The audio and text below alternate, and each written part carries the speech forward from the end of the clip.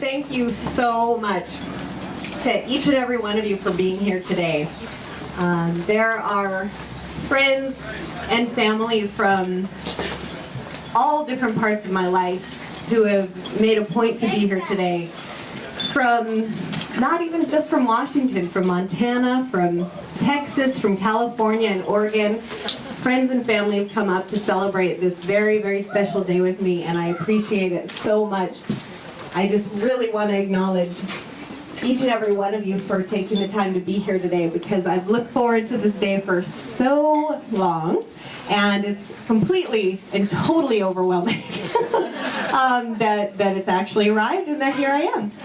So I just want to say thank you again to friends who have taken the night off work and made a point to be here. I hope that you enjoy every moment of it.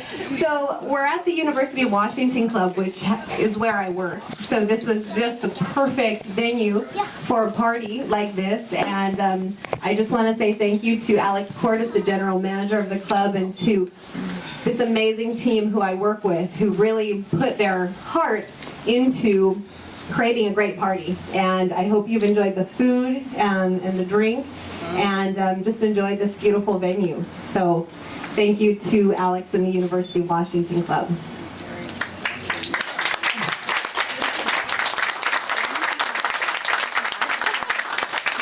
Didn't know where you were, Alex. Thank you.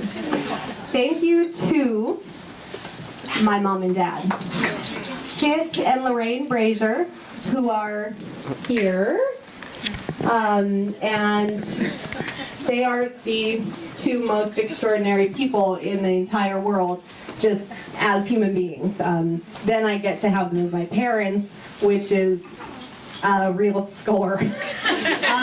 They're, to put it kind of crassly, my parents are hosting this party today, and that just goes to show you how lucky I am to have such an incredible support system in place.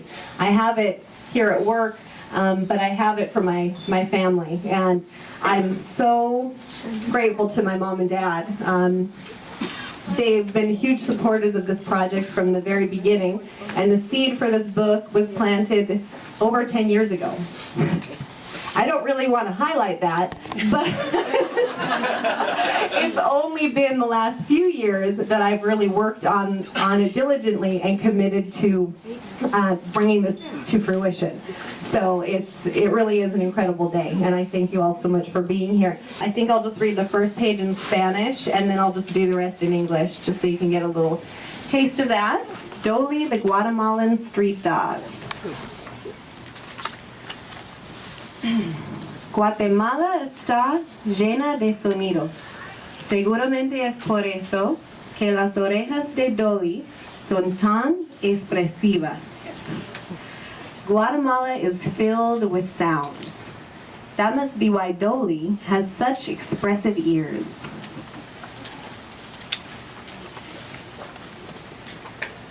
Doley watches over Chela day and night, listening closely to the sounds of San Marcos from her treehouse above the village. Being a Guatemalan street dog is a lot of work. Every day, Doley has important jobs to do. She helps the roosters wake up the sun. Cock-a-doodle-doo!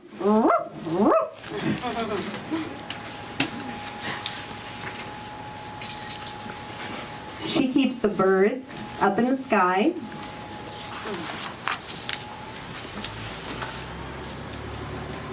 She makes sure the butterflies find the right flowers.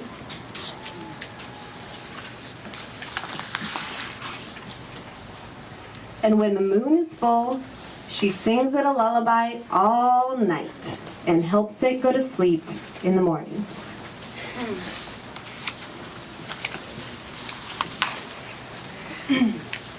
At night, the air is fresh and cool in San Marcos, and the breeze carries a hint of magic in it. The darkness of the night puts a hush over the entire village.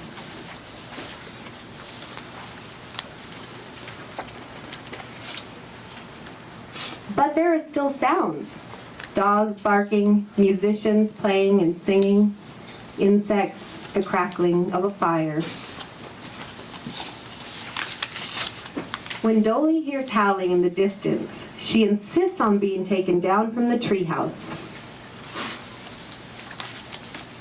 Chayla watches her run down the narrow, winding dirt path into the shadows. She worries, but Doley always comes back. Doley wants to be the best Guatemalan street dog she can be, so she listens closely and learns from the other dogs. Behind the fruit stand, closed up for the night, she listens to Flaco, the oldest and wisest of the dogs. He teaches Doley to catch each and every sound with her ears. Always listen to the sounds of San Marcos, little Doley. She listens and hears new sounds. The ferry in the distance, the deep rumbling of a volcano. When I was young, I didn't pay attention to the sounds around me, says Flaco. One day my human friend called for me, but I didn't listen. He called and called, but I didn't answer. My friend had to leave the village without me. We took care of each other, and without him, I had little to eat. I became so skinny that the other dogs called me Flaco. That means skinny. That is how I learned the importance of listening.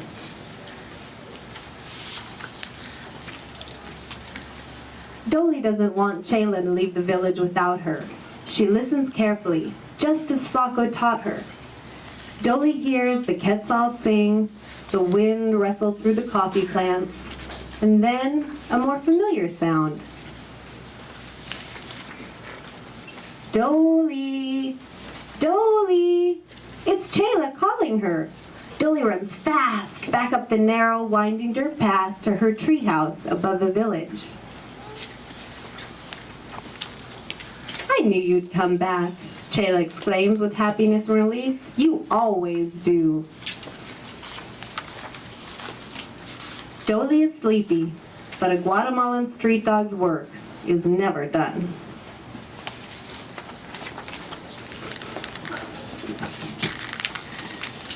The end. El final.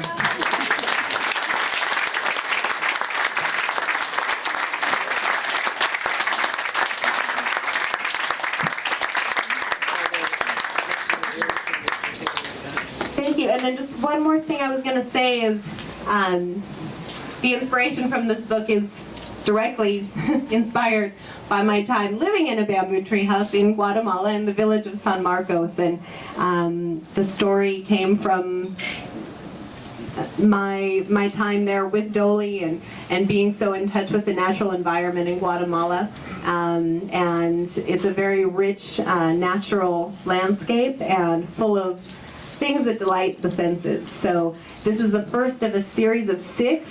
This is a picture book for the youngest of readers, and the series will grow with the child, so they'll come with themes a little more complex. And each one will focus on one of the senses. So this one was obviously sounds and listening, but we'll get the other 5 because the 6th sense will be intuition. So that's the plan, so please look out for more. And thank you for listening, and please enjoy the rest of the party.